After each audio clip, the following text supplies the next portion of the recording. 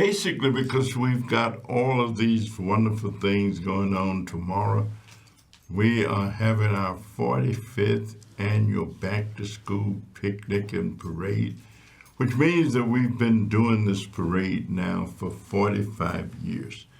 We brag because we've been rained on, but never rained out.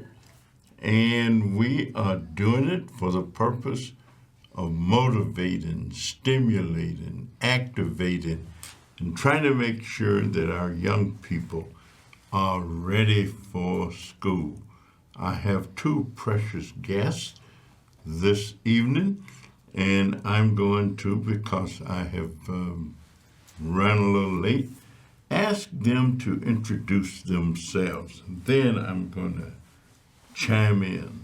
So why don't I start with ladies first? I generally always do. We always do that. Thank you, Congressman. My name is Marquita Jones. I am the assistant principal at Phoenix Military Academy, located on Western and Madison, or right off Western and Madison. Ms. Jones, thank you so very much, and we're going to talk about education in a minute. And the other guest, I'm going to ask him to introduce himself. Hello, my name is Jayden Jones. I am her son. I'm 11 and I play tackle football. Oh, you're 11 years old. You're having fun? Yeah.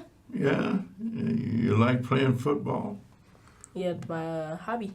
Oh, it's your hobby. Well, let me tell you, I went out for football one day and a great big guy hit me, and I quit. I said I was too small to be trying to do that. But I was weighing 137 pounds, and I was a freshman in college. And so I thought I'd give it a little shot. Wasn't my thing, so I just went on away. But Phoenix Military Academy, Ms. Jones, tell us what it does and what kind of school is it, and who are the kids who come there? Sure. Phoenix Military Academy, we used to be a traditional military academy, just offering English and math and traditional JROTC, which is, students wear the military uniforms and they get credit in JROTC rather than gym. Over the last 8 years, we transitioned to a STEM school. Oh, okay. Science. Technology. Yes, engineer and all of that. So yes. Let's talk about that. Sure. We're about 25% African American, 75% Hispanic. Take students from all over the city. We just partnered with Annapolis U.S. Naval Academy. Okay. They're coming in on November 8th to host a STEM fair for our students. About 6 years ago, we received a $6 million grant from Department of Defense to enhance our STEM efforts, adding engineering and aviation to our program. So it's pretty exciting. And the students get ready to move on into what? Yes, so primarily our juniors and seniors, those are the ones that earn the certifications. So right now we have 4 students with their drone pilot license, so they can work for Amazon, U.S. Postal Service, delivering packages via drones right now, so fully certified. And we're trying to form a partnership with United so they can get their actual pilot's license by senior year. So that's pretty exciting. Oh, that does sound super exciting. And so technology has advanced and is advancing to the point some of your students, I would imagine, once they graduate, if they have a need to, they may be ready for work. Absolutely. So we actually redeveloped our education pathways from like that traditional just 4 years of English, 3 years of math, and we incorporated a lot more engineering and cybersecurity so that if they choose not to go to college, they'll still have a certification to join the workforce. Oh, that's fantastic. Of course, 11 is a little early to be kind of thinking about all of this education stuff, but how does that strike you? I mean, I've been doing STEM for a while now. Actually, I've been doing it for about 3 years, mostly focusing on science, technology, and the math. Well, no, all 4 parts really. And I mean, I understand STEM pretty well actually. Even though you're 11? Yeah. Yeah. I mean, I go to camps all across the nation doing STEM or just working on it at school. It just comes easy to me now.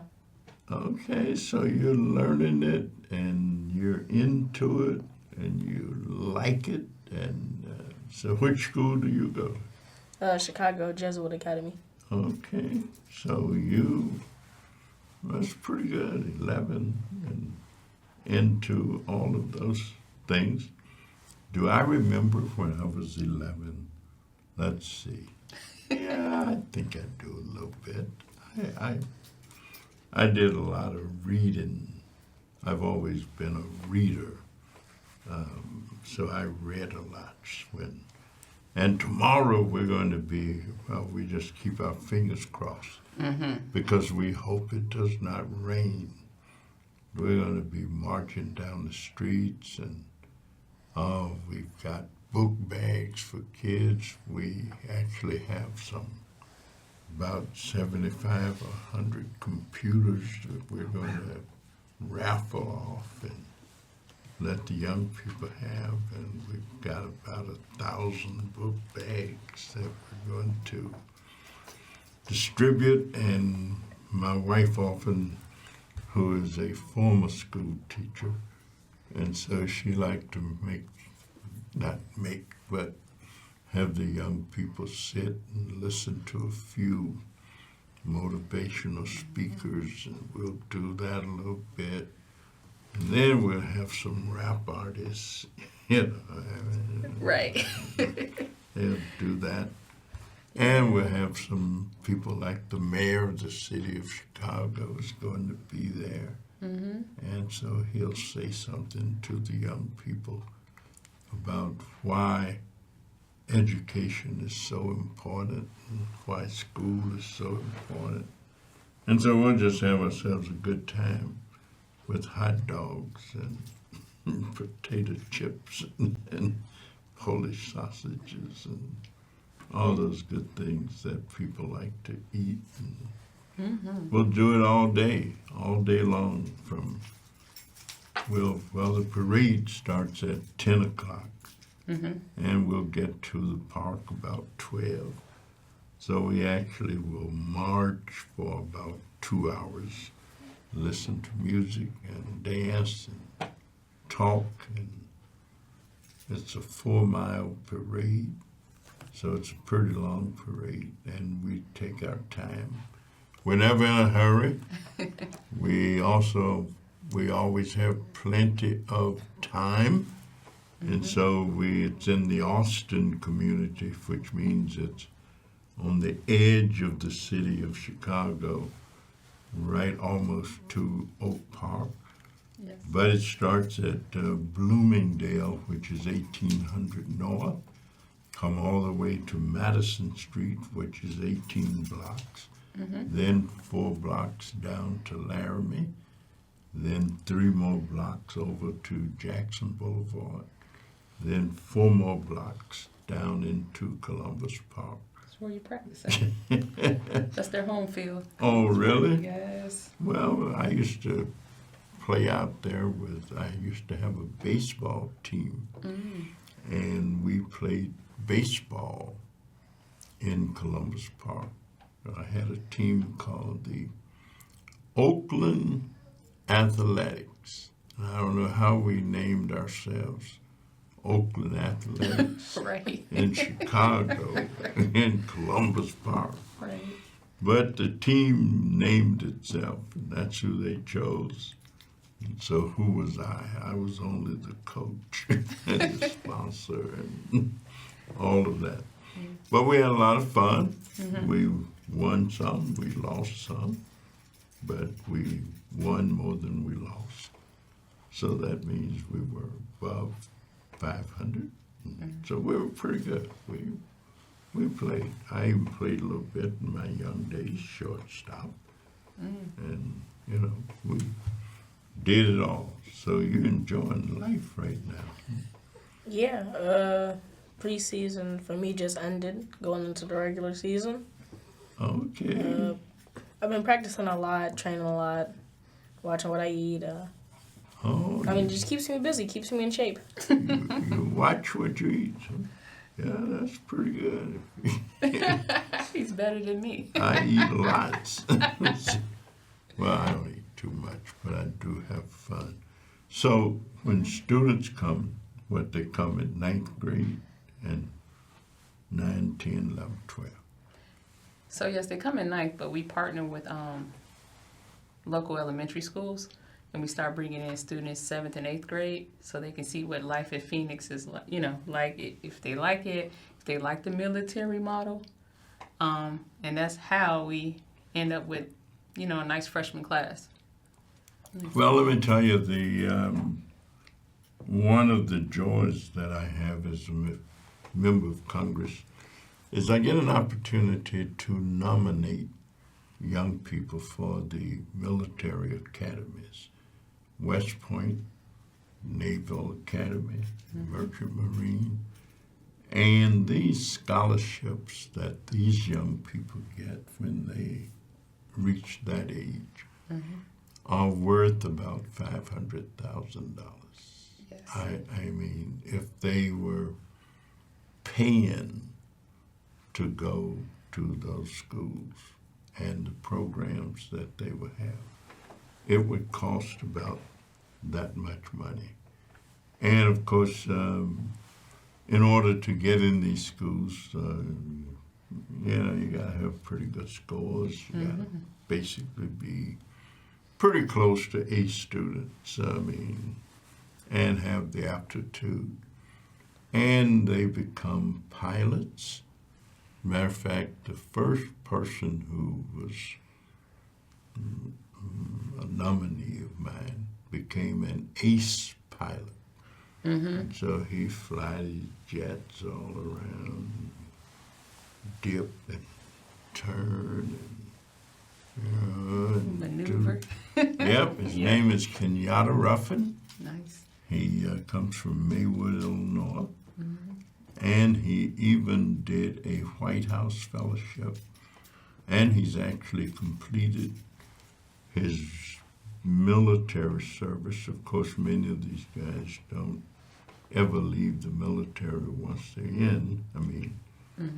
Even when they retire, they stay in the reserves and they continue to function. And we have an aviation committee, and he addressed our aviation committee not long ago. And so we also had the president of United Airlines on our aviation committee addressing the group. Because one of the things that we want to do is create more opportunity for African Americans and Latinos, for minorities to become pilots and to work in the field of aviation. So it's a good thing they get a good head start at Phoenix, and they can just move right on up the ladder and right on up the ladder and just keep going. What would you say to a student who wanted to really excel in this field, in this arena, and you were counseling them and telling them what they needed to do? What would it be? So from what I've seen in the past, I think the most important skill that a student has to have is being able to problem solve on their feet and critical thinking skills. It's not always getting the answer right, because sometimes you may not know the right answer, especially in STEM or in aviation, but being able to think on your feet in times of during a challenge is extremely helpful. So, just expanding yourself and being creative and trying to problem solve in different ways really helps students become successful. Basically, thinking outside that box, being comfortable with being uncomfortable. So if you start early, it means that you have layers upon which to build. Yes. And so you learn certain things or certain skills at this age. Then you move up to another. And if you don't get the fundamentals in the beginning, then you don't have all that you need as you go up the ladder. I always say it's like if you don't learn mathematics, then you have trouble with trigonometry, or That's you true. have trouble with algebra.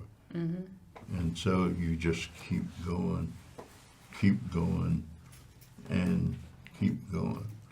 Well, I think the sky becomes the limit.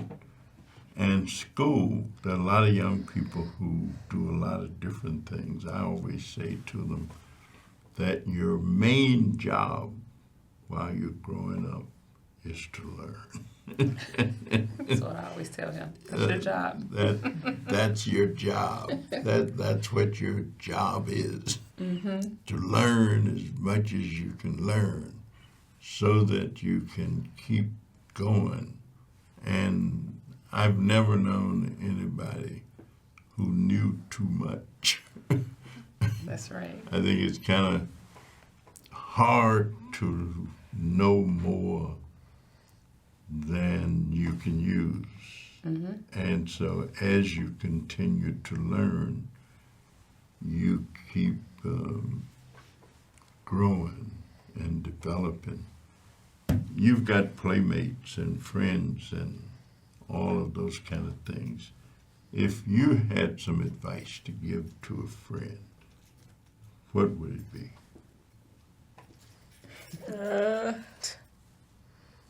Stay in school and do what you like.